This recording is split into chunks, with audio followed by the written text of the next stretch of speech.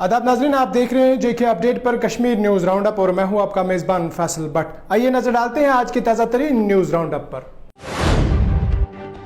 जम्मू व कश्मीर के गरमाई दारुल-हुकूमत श्रीनगर के आलमगीर बाजार के गुंजन आबाद इलाके में आग लगने के वाक़े में 2 रिहायशी मकानात जमीन बोस हो गए हैं। फायर एंड इमरजेंसी और पुलिस की बरवकत कार्रवाई के नतीजे में आग को मजीद फैलने से रोक दिया गया है। बता चले कि जुमेरात की रात 12 बजे के करीब पाइन शहर के आलमगीर बाजार इलाके में एक रिहायशी मकान से आग भड़क उठी है, जिसने और एक मकान को अपनी लपेट में ले लिया है। बता दें कि अगरचे मुकामी पुलिस की मदद से आग पर काबू पा लिया गया, ताहम 2 मकानात मुकम्मल तौर पर तबाह हुए हैं, जबकि तीसरे को जुज़वी नुकसान पहुँचा है। इत्तला मिली है कि यहाँ आलमगीर बाजार साइड में आग लगी है। जो नज़दीक के स्टेशन है उनको हमने पहले रवाना किया। इमीडिएटली उन्होंने जारी वायदात पर रिपोर्ट किया। उस वक्त 2 मकान पहले इन्वॉल्व थे और तीसरे की छत पकड़ ली थी आग ने। और जब हमारे जवानों और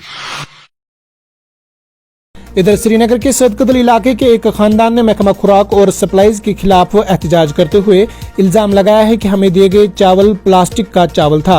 इन्होंने कहा है कि जिससे हमारे तमाम कुंबे के अफराद बीमार हो गए हैं और हम मुतल्लिका महकमा से इस मामले की इंक्वायरी और गौर करने की दरख्वास्त करते हैं।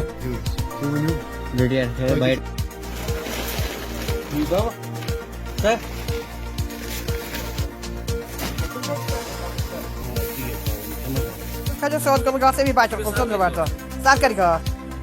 मे शूर अम आई प्लास मे मोन अमिस तोमुल खराब क्या तोमुल खराब वो त्रो मे अत पे वोत तोमुल क्या छलनी वो छोल वो रोन यह बात अत मत वाल खबर क्या बात ब्योन ब्योन ब्योन सदा कदम राना वाली अस खो सदर वाज तोमुल ये तो वो थे 2 दिन रात खे मोज नबर शूर शाम शेरान अस वो पता अस थो यह यड़ हंग तमंग दूर। इधर शुमाली कश्मीर के जिला बारामूला से वाबस्ता पहली व्हील चेयर बास्केटबॉल खिलाड़ी इशरत अख्तर ने हाल ही में एक और इंटरनेशनल टूर्नामेंट में शिरकत करके टीम इंडिया के लिए चांदी का मेडल हासिल किया है। दरअसल इशरत अख्तर एक मशहूर व मारूफ इंटरनेशनल व्हील चेयर खिलाड़ी है और इसने इससे पहले भी मुल्क और मुल्क के बाहर मुख्तलिफ टूर्नामेंटों में शिरकत की है और नुमाई कारकर्दगी हासिल की।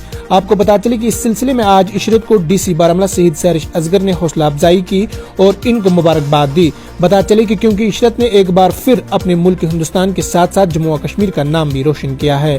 इशरत ने बताया है कि वो काफी खुश है क्योंकि इसने एक बार फिर अपने मुल्क की नुमाइंदगी की और मुल्क के लिए चांदी का मेडल हासिल किया है। इसने बताया है कि वो काफी खुशकिस्मत है कि वो अपने मुल्क के लिए व्हील चेयर बास्केटबॉल टीम का हिस्सा है और इसको बचपन से ही शौक था कि वो अपने मुल्क की नुमाइंदगी करेगी। टाइम इंटरनेशनल खेलने जा रही थी। पहला जो इंटरनेशनल खेला था मैंने वो थाईलैंड में खेला था और ये जो हो रहा था पहली बार इंडिया में हो रहा था और पहली बार ये कश्मीर हम होस्ट कर रहे थे जिसमें नेशनल कैंप हुआ था और नेशनल कैंप में जो है 16 प्लेयर्स पार्टिसिपेट कर रहे थे और उसमें से 12 प्लेयर्स की सिलेक्शन हुई, उसमें से मैं भी एक थी और मेरे लिए बहुत खुशी की बात है कि हम 2nd पोजीशन पे आए, सिल्वर मेडल के साथ हम वापस आए। मेडल हासिल किया बास्केटबॉल व्हीलचेयर चैम्पियनशिप में और मुझे लगता है कि ये एक रोल मॉडल है सारे लोगों के लिए, चाहे वो स्पेशली एबल्ड हों या बाकी लोगों के लिए भी, स्पेशली गर्ल्स के लिए भी, क्योंकि इन्होंने ये साबित किया कि कोई भी चैलेंज जो है वो रुकावट नहीं बन सकता अगर आप में विल है और अगर आप में भरोसा है अपने आप पे और खुदा पे और आप मेहनत करते जाएं। सो सबसे इम्पॉर्टेंट है कि आपको पहले अपने आप में कॉन्फिडेंस होना चाहिए और आपने मेहनत नहीं छोड़नी। इधर कैजुअल लेबर्स यूनियन के सदर मोहम्मद यूसुफ ने प्रेस कॉन्फ्रेंस के दौरान मीडिया से बात करते हुए कहा है कि जनूबी कश्मीर और बिलखुसूस वेरीनाग रेंज में तैनात महकमा जंगलात में काम करने वाले कैजुअल मजदूरों को अगर ज़ेर आलूद इजरात फौरी तौर पर नहीं दी गई तो वो सड़कों पर एहतजाज करने पर मजबूर हो जाएंगे। तो लड़के बैठे हैं, ये जेन्युइन कैजुअल लेबर्स है। बदकिस्मती की वजह से इनकी वेजेस रुकी पड़ी हुई है, तो इसकी वजह से ये बेचारे परेशान हो रहे हैं कि आज प्रेस कॉन्फ्रेंस देने का मतलब यह है कि इन बेचारों की जो वेजेस है वो रुकी पड़ी है। और मेरी हैंडफुल रिक्वेस्ट है वर्ती conservator south mister Irfan Ali Shah साहब से, डेफो अनंतनाग से, कि इनकी वेजेस फौरी तौर वागुजार की जाए। और मैं अपने डिपार्टमेंट को 1 दिन की मोहलत देता हूं कि 1 दिन के अंदर अंदर वो इनकी वेजेस रिलीज करे। अदरवाइज हमारे पास कोई ऑप्शन नहीं बचा है कि हम रेंज ऑफिस में प्रोटेस्ट करेंगे, हम प्रेस कॉलेज श्रीनगर का रुख करेंगे, हम सड़कों का रुख करेंगे। इधर Indira Gandhi national open university ने सीखने वालों की बेदारी और रहनुमाई के लिए इंडिकेशन प्रोग्राम का एहतमाम किया।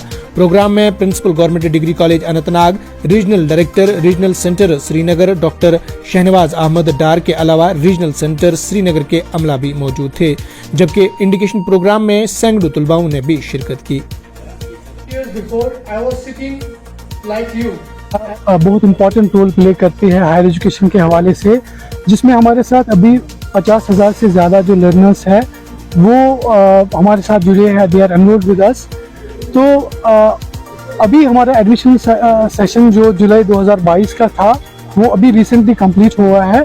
उस सिलसिले में जो नए लर्नर्स हमारे साथ जुड़ चुके हैं through IGNOU, through various study centre, जिसमें हमारे जो 2 स्टडी सेंटर अनंतनाग के हैं, जिसमें government degree college boys Anantnag और government degree college women's Anantnag है, वो हमारे बहुत इंपॉर्टेंट सेंटर्स है, बहुत बड़े सेंटर्स है। तो उनके थ्रू, उन 2 स्टडी सेंटर्स के थ्रू जो स्टूडेंट्स हमारे साथ आज जुड़े हैं, इसमें हम 15,000 से ज़्यादा स्टूडेंट्स का वेलकम आज फॉर्मली कर रहे हैं। उसके लिए एक सेशन हमने रखा था जिसमें हम स्टूडेंट्स को इग्नू की टीचिंग लर्निंग के बारे में, इग्नू के स्टूडेंट सपोर्ट सर्विसेज के बारे में, इग्नू के फीडबैक और रिडर्सल मैकेनिज्म के बारे में उनको इन्फॉर्म करने के लिए, ताकि जो एक नया सिस्टम है, नया सेटअप। आज के न्यूज राउंड अप में इतना ही। अपने मेजबान फैसल भट्ट को दीजिए इजाजत, इस वादे के साथ कल होगी आपसे फिर मुलाकात। अल्लाह निगहबान।